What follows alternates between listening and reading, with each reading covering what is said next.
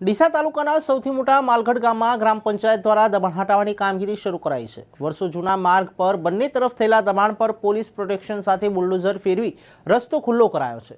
ડીસા તાલુકાના માલગઢ ગામમાં મોટાભાગના માર્ગ ઉપર બંને તરફ ખૂબ જ દબાણ થઈ ગયું છે અને દબાણ થઈ જતાં લોકોમાં ભારે મુશ્કેલી જોવા મળી છે। ત્યારે માલગઢ ગામમાં સ્મશાને જવાના રસ્તા પણ બંને તરફ દબાણ થઈ જતાં લોકોને ભારે મુશ્કેલી વેઠવી પડતી હતી, જેથી સ્થાનિક લોકોએ આ મામલે રજૂઆત કરતા ગામના સરપંચે જિલ્લા કલેક્ટરને રજૂઆત કરી દબાણ હટાવવા માટે પરવાનગી મેળવી હતી।